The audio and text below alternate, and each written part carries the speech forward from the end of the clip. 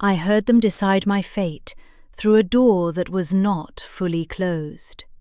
It was my stepmother's voice, sharp and brittle as autumn leaves, that carried most clearly. She is plain, Giles, but she is resilient, and more importantly, she is ours to dispense with. The Duke of Blackwood is not a man for sentiment. He requires the debt settled or security given. Ilara is our security. My father's reply was a low, defeated murmur, the sound of a man who had long ago surrendered his spine. The words themselves were lost to the thick oak of the door, but their meaning was clear in the ensuing silence. I was a parcel to be delivered, a temporary offering to a cold, distant creditor. I did not move from my place in the shadowed hallway. The words did not shock me, not truly. I had been a ghost in my own home for a decade, ever since my mother had passed and my father had brought Lady Beatrice and her radiant daughter, Lavinia, into our lives. Lavinia was the sun, all gold and laughter and effortless charm, and I was the quiet, inconvenient moon, visible only when she was absent. My value was measured in my silence, my unobtrusiveness. I was the second daughter, the one with no dowry to speak of, the one whose nose was always in a book, and whose mind was considered too serious for the delicate art of attracting a husband. I was overlooked, and I had learned to find a strange sort of peace in it, a freedom in being invisible. But invisibility, I was now learning, did not mean immunity. It simply meant that when you were finally noticed, it was as an object, a tool. The catalyst was a series of disastrous investments my father had made, desperate to maintain a lifestyle that had been eroding for years.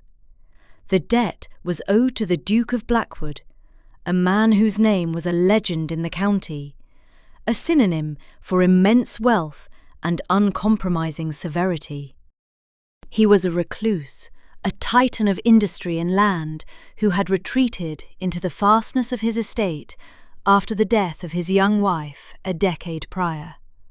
He was a figure of myth, spoken of in hushed, intimidated tones, and I, Ilara, was to be sent to a derelict cottage on the farthest edge of his vast domain, a living guarantee against a debt my father had no means of repaying. The unstated assumption, the one that hung in the air like bitter smoke, was that I would fail. The cottage was barely habitable, the winter was coming, and I was a gently bred young woman.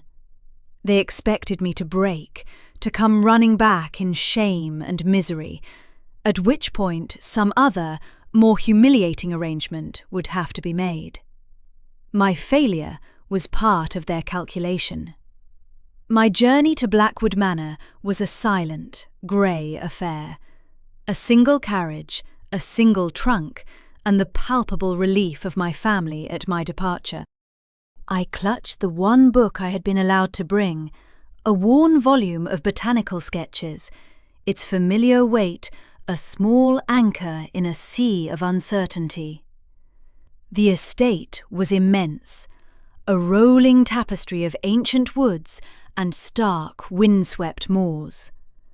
The manor house itself was a Gothic masterpiece of granite and slate, beautiful and forbidding, a fortress against the world. But I was not taken there.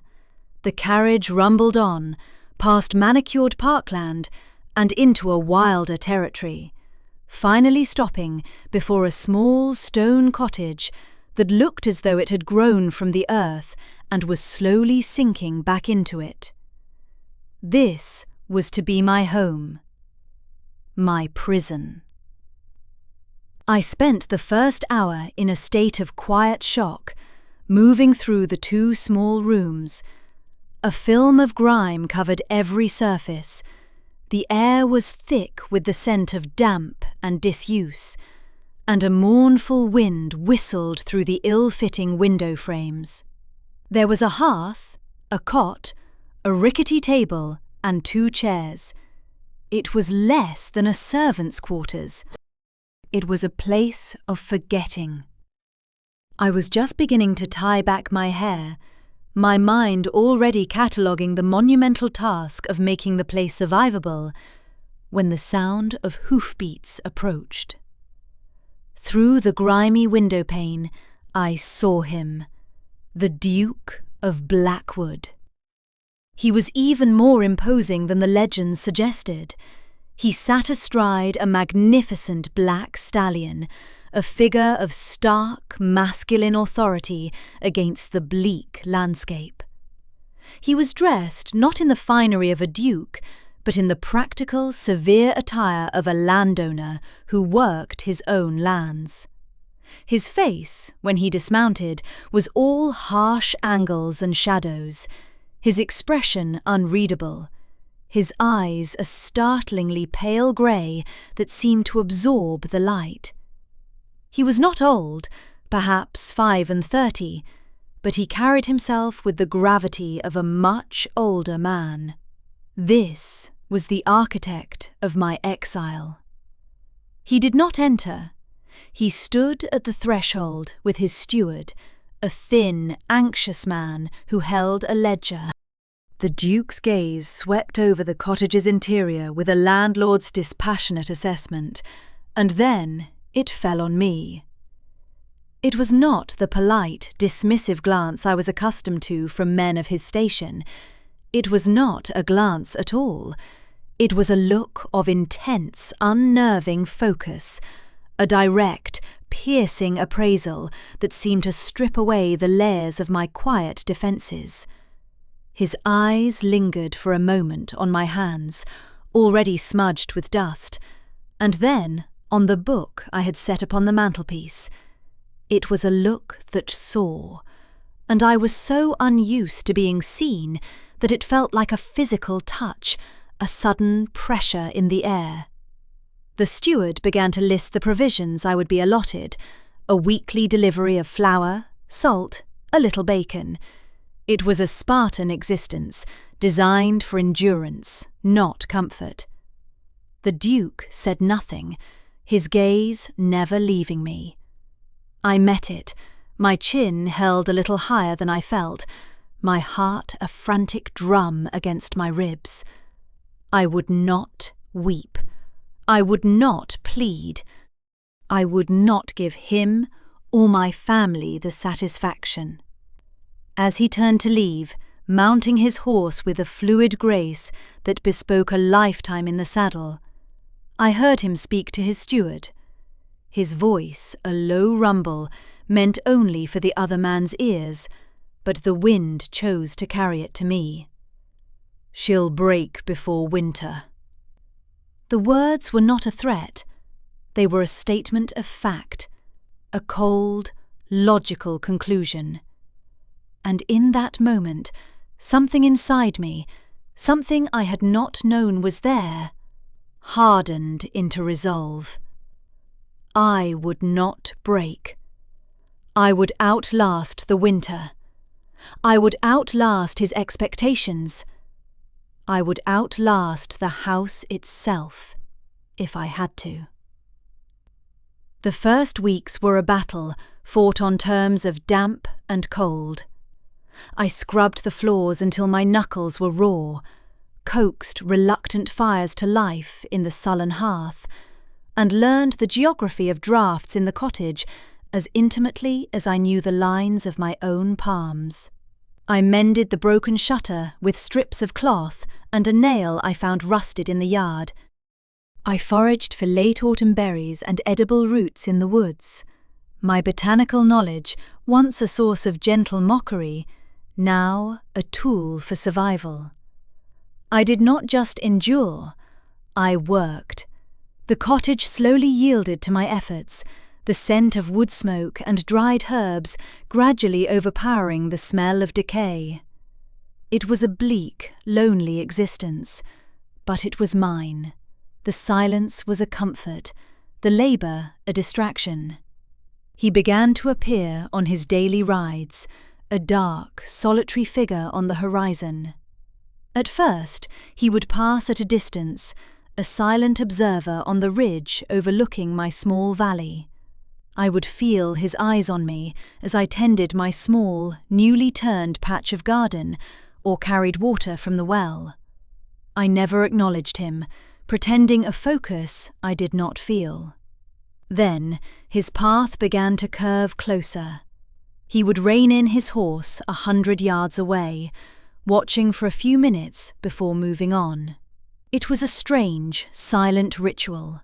I was a curiosity on his land, a misplaced object he was monitoring. One crisp afternoon, he stopped directly before the cottage. My heart leapt into my throat. I was on my knees, pulling the last of the tough-rooted carrots from the soil, my hands caked in dirt. "Your wall appears to be holding," he said. His voice was deep, formal. He gestured with his chin toward the low stone wall I had spent a week painstakingly rebuilding where it had crumbled. "It does, Your Grace," I replied, my own voice tight. I did not rise. I felt at a disadvantage, a peasant petitioning her lord. "The soil is poor in this valley. You will have little luck with anything but hardy greens," he observed, his gaze sweeping over my small plot. It was not a criticism, but another cold statement of fact. "I am aware," I said, a hint of defiance colouring my tone. "But one must try." A flicker of something, surprise perhaps, crossed his severe features. He nodded, a sharp, curt gesture, and rode away without another word. This became the new pattern. He would stop, offer a terse observation about the weather or the land, and I would offer an equally brief reply. Our conversations were clipped, functional, yet they were the only human contact I had. I learned that he was not merely a duke in title. He was a farmer, a forester, a man who knew his land with a scholar's precision and a labourer's intimacy. The true shift came one afternoon in late November. The air had a sharp, metallic bite, and the sky was the colour of lead. He dismounted, tying his horse to the fence post, an act of such unexpected permanence that I froze, a bundle of kindling in my arms. "Mrs. Gable, my housekeeper, has remarked upon the state of the manor library," he began, his tone as formal as ever. "She believes it is a disgrace, dust and neglect." He paused, his pale eyes fixed on me. "She informs me you have a fondness for books. I find myself in need of someone to catalogue the collection. It is a large and tedious task. You would be compensated, of course." I stared at him bewildered. It was an offer of employment. It was an invitation. It was a lifeline. I would be honoured, Your Grace." "You will present yourself at the main house tomorrow morning," he said, and before I could form another response, he was gone. The library at Blackwood Manor was another world. It was a vast 2-story cathedral of knowledge, filled with the scent of old paper, leather, and beeswax. Long, slanted ribbons of light fell from the towering arched windows, illuminating swirling motes of dust like tiny captured stars. Where my cottage was a study in cold and stone, the library was all warm wood and textured bindings, a sanctuary of silence and thought. Mrs. Gable, a woman as formidable and unyielding as the granite of the house itself, gave me my instructions with an air of stern disapproval. I was an anomaly, a disruption to her ordered world. But the Duke, Alistair, as I would eventually come to know him, was there. He was working at a massive desk at the far end of the room, surrounded by ledgers and maps. He acknowledged my presence with a nod, and then returned to his work, leaving me to the monumental task he had set. We worked in a shared silence for hours, a silence that felt different from the one in my cottage. This was not a silence of isolation, but of comfortable, parallel industry. The only sounds were the rustle of pages, the scratch of my quill, and the soft crackle of the fire in the great stone hearth. It was over a dusty folio of Palladian architectural plans that we had our first real conversation. "You seem to know your way around a blueprint," he commented, his voice startling me from my concentration. He had come to stand behind me, looking over my shoulder. "My father once considered rebuilding the east wing of our home," I explained, my voice quieter in this grand space. "I found the plans more interesting than the society papers." A ghost of a smile touched his lips, so fleeting I thought I had imagined it. "A rare quality in a young lady." "Perhaps," I allowed, "but a useful one."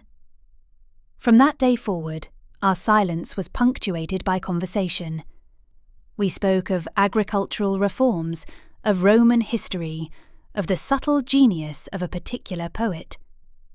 He was possessed of a keen, incisive intellect, and he listened to my opinions with a focused intensity that was both unnerving and deeply flattering. He did not condescend. He did not patronize. He debated. He challenged. He considered. In that library, I was not the plain, overlooked daughter of a debtor.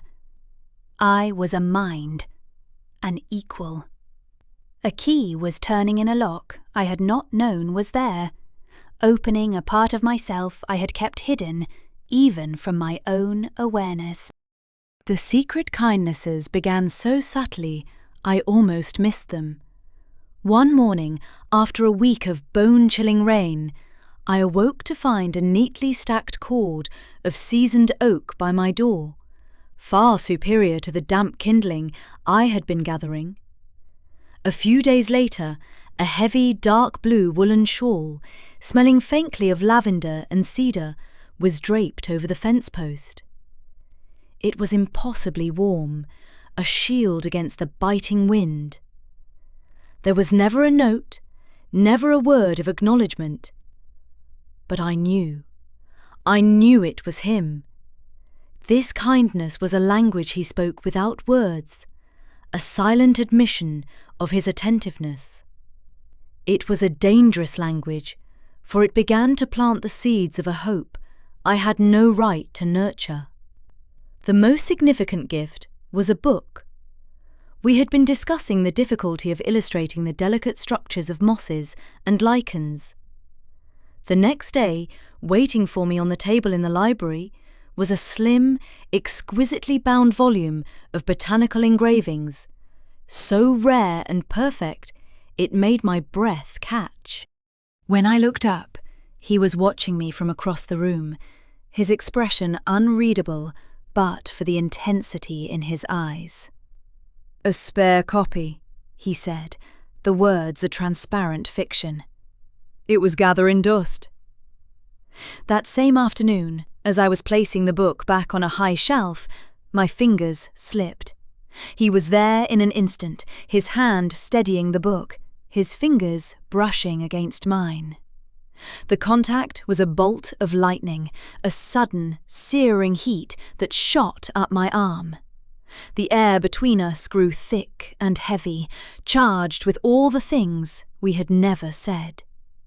We stood for a long moment, frozen in the quiet of the library, his hand covering mine on the spine of the book, the world shrinking to that single point of contact. He pulled his hand away first, his jaw tight, a muscle twitching. The moment was broken, but not forgotten. It hung between us, a wavering partition of gold. A week later, as we sat across from each other at the great desk, a comfortable silence stretching between us, he looked up from his papers. "My name is Outlasted," he said, the words simple, yet revolutionary. It was a breach of every formal etiquette, a deliberate dismantling of the wall of his title. It was an invitation into a more personal, more perilous country. I could only nod, the name a foreign, precious thing in my mind. It took me another full day before I could bring myself to use it. "Outlasted," I said, testing the sound of it as I handed him a freshly catalogued ledger.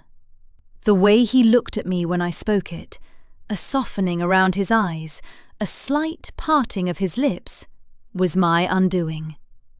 Hope, I realised with a pang of terror, was a far more dangerous thing than despair.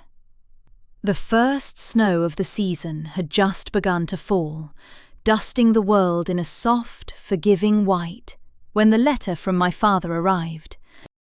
It was not delivered by the Duke's man, but by a grubby boy from the village, who had been paid a shilling for the task.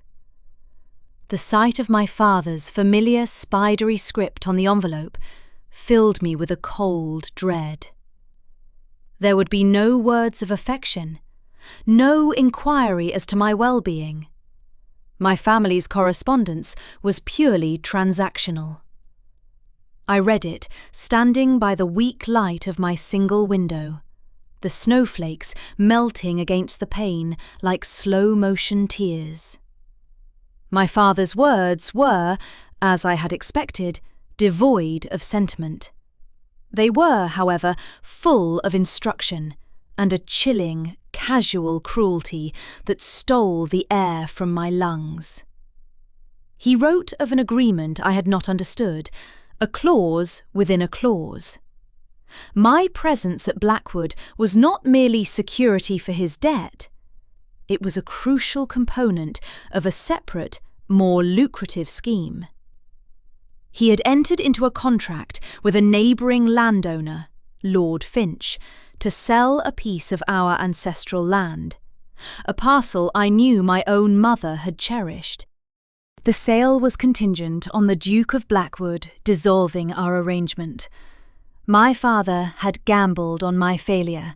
He wanted me to break, to be sent home in disgrace, because that would trigger the penalty clause with the Duke, officially ending the agreement and freeing him to complete his profitable transaction with Lord Finch. My resilience, my survival, was an inconvenience, a disruption to his plans. The letter fell from my numb fingers. Every secret kindness, every shared look, every quiet conversation in the library replayed in my mind, now tainted and grotesque. Outlaster's attention, his invitations to the manor, the firewood, the shawl, the books, were they all part of this elaborate, cruel test? Was his kindness simply a tool to measure my endurance, a calculated variable in this cold equation? The burgeoning warmth I had allowed myself to feel for him turned to a shard of ice in my chest. Kindness from a man like my father always came with invisible invoices. I had been a fool to believe a duke would be any different. The sanctuary of the library was a lie, its warmth a carefully constructed illusion. I did not know how long I stood there, the cold of the room seeping into my bones, a cold that now mirrored the one inside me. Then, a new feeling rose through the shock and the hurt. Anger. A slow, burning rage that was as unfamiliar to me as hope had been. I would not be a pawn in their games. Not his. Not my father's. I found him in the stables, overseeing the shoeing of a new mare. The air was thick with the scent of hay and hot iron. He turned as I approached, his expression of focused concentration shifting to one of mild surprise at seeing me there. I did not wait for a greeting. I held out the crumpled letter. "I believe this belongs in your ledger of accounts, Your Grace," I said, my voice shaking with a fury I could not contain. He took the letter, his brow furrowed in confusion. He read it, his face a mask of stone. He read it a second time, and the mask cracked. I saw something flicker in his eyes, something that looked devastatingly like pain. He looked up at me, the letter trembling slightly in his hand. "Ilara." "Did you know?" I cut him off, the word a blade. "Did you know that my father's plan required my failure? Was this all a test? Was I simply a line item in a contract to be observed and evaluated?" "I knew of the debt," he said, his voice low and strained. "I knew your father was a fool, desperate to leverage what little he has left. But I did not know this. I did not know about the contract with Finch. I did not know he was actively plotting for your ruin." He took a step toward me, his hands open in a gesture of appeal. "Everything else, the library, our conversations, you were a catastrophe I did not plan for."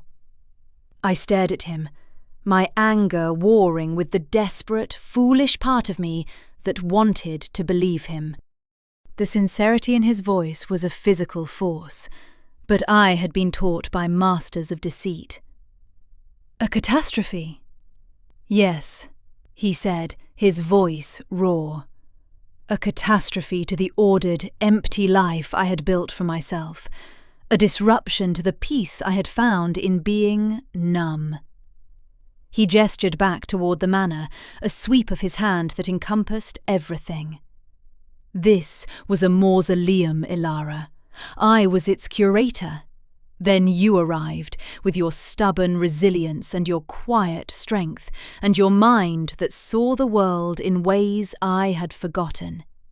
You walked into my library and brought it back to life. You brought me back to life." The confession hung in the air between us, as real and tangible as the scent of the hot iron. He then walked to a small desk in the corner of the tack room and retrieved a sheaf of papers tied with a ribbon. He held them out to me. "I had my solicitor look into your father's affairs a fortnight ago." I suspected his desperation might lead him to something like this, though the reality is worse than I imagined. These documents legally transfer his debt to me, and this one, he tapped a single page on top, forgives it entirely. It was signed and sealed 3 days ago, before your father's letter ever arrived. I took the papers, my hands unsteady. It was true.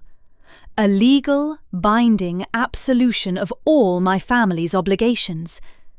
He had acted to protect me, to free me, before he even knew the full extent of the trap they had laid.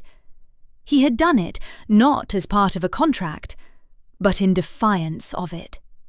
"I told my steward you would break before winter," he said, his voice dropping to a near whisper. He closed the distance between us, his pale eyes searching mine. "I have never been so wrong, or so glad of it. It was I who was breaking, Ilara, under the weight of a grief I thought would never end. It was I who was frozen, and you, with your quiet fire, you have unmade me." The vulnerable confession shattered the last of my defences. The anger, the doubt, the fear, it all dissolved, leaving behind only the profound, staggering truth of his words. He was not the cold, unfeeling Duke of legend. He was a man who had been hiding in plain sight, just as I had. I could not form the grand speech my heart wanted to give. I could only look up at him, the legal papers clutched in my hand like a prayer, and whisper the one word that now meant everything. Alistair. The sound of his name on my lips was a surrender and a victory all at once.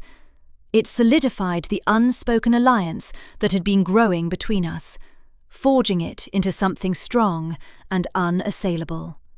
We were no longer a duke and his ward, a creditor and his collateral. We were two people standing in a stable, the world outside falling away. The arrival of my family was as unwelcome and inevitable as a winter storm. They came in a hired carriage that looked ostentatious and shabby at the same time, pulling up to the grand entrance of Blackwood Manor as if they were honoured guests. My father, Sir Giles, looked nervous and puffed up. My stepmother, Lady Beatrice, wore a smile of triumphant condescension, and Lord Finch, a man whose face was a study in smug avarice, followed them like a vulture circling a kill. My sister Lavinia was with them, her beautiful face a mask of discomfort. They had come, I knew, to finalise my disgrace and collect on their sordid contract. Alistair had instructed that they be shown into the Crimson Drawing Room, a formal, intimidating space reserved for the most important occasions. He and I waited in the hall, and when the butler announced them, we entered together. I was not dressed in the dirt-stained clothes of my cottage life, but in a simple, elegant gown of deep green wool that Mrs. Gable had procured for me, my hair neatly coiled at the nape of my neck. My appearance alone was a shock to them. They had expected a bedraggled waif, not a woman who looked, for all intents and purposes, at home. Lady Beatrice recovered first. "Your Grace," she gushed, advancing on Alistair with her hand outstretched. "We have come to relieve you of your burden. I cannot imagine the trial it has been, having to accommodate Elara for so long. She is, well, she tries, but she has so little to recommend her." Lord Finch smirked. "Indeed, a dreary business, now thankfully concluded. Sir Giles and I are eager to finalise our own small arrangement." Alistair did not take my stepmother's hand. He regarded them with an expression of glacial calm that was far more terrifying than any outburst of rage. "On the contrary, Lady Beatrice," he said, his voice cutting through her fawning tone like a shard of glass. "The business between our families is only now being concluded." He moved to the large mahogany desk and calmly untied the ribbon from the sheaf of papers he had shown me. He laid them out, one by one. "This," he said, tapping the first document, "is the original debt contract between myself and Sir Giles. This," he indicated my father's letter, "is a rather illuminating piece of correspondence outlining your scheme with Lord Finch. And this," he placed the final single sheet on top with a quiet finality, "is the legal notice, filed 3 days ago, of my complete and unconditional forgiveness of the entire debt." A stunned, ugly silence descended on the room. My father's face went from ruddy to a pasty, mottled grey. Lord Finch's smirk vanished, replaced by a look of disbelief and fury. It was my stepmother who broke the silence, her voice a venomous hiss as she turned on me. You You conniving little snake. What did you do? What did you promise him? For a lifetime, a look or a word from her had been enough to make me shrink, to make me wish the floor would swallow me whole. But I was not that person anymore. I stood beside Alistair, not behind him, and I met her hateful gaze without flinching. My voice, when I spoke, was clear and steady, amplified by the ringing silence of the room. I promised him nothing, Beatrice, and I did nothing but survive the circumstances you created for me. I looked from her to my father, a man so diminished he could not even meet my eyes. I will not be returning with you. I have spent my life being made to feel invisible in your house. Here. I glanced at Alistair, who watched me with an expression of fierce, quiet pride. I have been seen. The finality of my words, of my choice, hung in the air. I was no longer their pawn. I had taken myself off the board. Their downfall was swift and absolute. With the debt forgiven, their entire house of cards collapsed. The land deal with Finch was void. Their social standing, already precarious, was now shattered by the exposure of their monstrous scheme against their own daughter, a story that Alistair's quiet but implacable influence would ensure was known in every drawing room that mattered. "You will leave my property, now," Alistair stated, his voice devoid of all emotion. "And you will not return." They left in a flurry of impotent rage and stifled curses, herded out by the stone-faced butler. As they passed, Lavinia paused for a fraction of a second. She looked at me, her eyes wide with a mixture of shock, horror, and something I had never seen from her before, a dawning, grudging respect. She gave a tiny, almost imperceptible nod, then hurried after the others, leaving the wreckage of her parents' ambition behind. The great house was profoundly silent after they had gone. The ticking of the grandfather clock in the hall seemed unnaturally loud. Alistair did not speak. He simply took my hand, his fingers lacing through mine, and led me from the oppressive formality of the drawing room. We walked past the grand staircase, past the portraits of his ancestors, and into the one place that had become our sanctuary. He led me into the library. The fire was burning low, casting a warm, flickering glow over the rows of books. The air smelled of paper and wood smoke and peace. He closed the heavy doors behind us, shutting out the rest of the world. The tension that had held me rigid for hours, for weeks, for a lifetime, finally broke. A tremor ran through me, a slow and deep and shaking release. Alistair turned me to face him, his hands coming up to gently cup my face. His pale eyes, so often guarded and severe, were now wide open, filled with a depth of emotion that made my breath catch. "Ilara," he breathed, his thumbs stroking my cheekbones.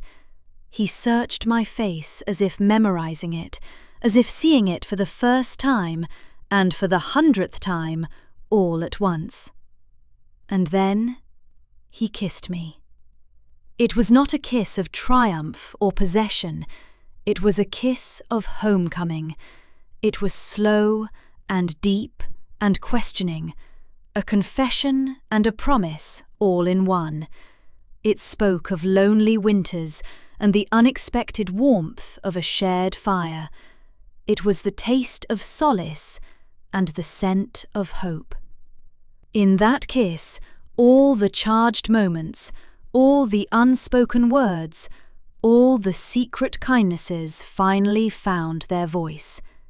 It was the resolution of all tension, the end of my exile, and the true beginning of my life. Months later, spring arrived at Blackwood as a quiet miracle. The stark branches of the oaks grew a fringe of pale green, and the moors, once brown and brittle, were now softened with patches of new grass and the determined purple of heather. We were married in the small ancient chapel on the estate, with only Mrs. Gable and Alastair's loyal steward as witnesses. I became the Duchess of Blackwood, a title that felt as strange and beautiful as the diamond on my finger. But more than that, I became Elara, a woman who was not just seen, but cherished. Blackwood Manor was no longer a mausoleum. Laughter echoed in the halls now, my laughter, and on rare, startling occasions, Alastair's. We opened the heavy curtains, letting the sunlight flood the once sombre rooms. The house began to breathe again. Sometimes we would ride out to the little stone cottage on the edge of the estate. Alastair had had it repaired, the roof retiled, the windows reglazed, the garden properly fenced and planted. It was no longer a place of exile, but a beautiful, secluded retreat, a monument to the winter that had forged us. A letter arrived from Lavinia. She had broken her engagement to a vapid lord her mother had chosen for her, and was using her small inheritance from our mother to study music in London. "You were right to leave," she wrote. "You were the strong one all along. I hope one day to be half as brave." I read the letter to Alastair in the library, and he simply squeezed my hand, his approval a quiet, steady warmth. Mrs. Gable, who had once viewed me with such suspicion, now greeted me each morning with a genuine crinkling smile. Her acceptance was a final, silent blessing on our union. One evening, as the sun was setting, casting long, golden shadows across the parkland, Alastair and I stood on the terrace, looking out over the land that was now our home. I thought back to the woman who had arrived here, cold and frightened, with nothing but a book and a stubborn refusal to break. I had been sent here to weather a winter, a piece of human collateral in a rich man's game. But the cold had not shattered me, it had tempered me. The severe, distant Duke had not been my jailer, but my unlikely rescuer, and I his.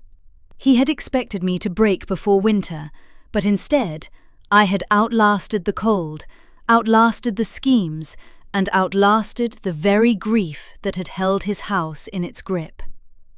I had not broken, I had bloomed.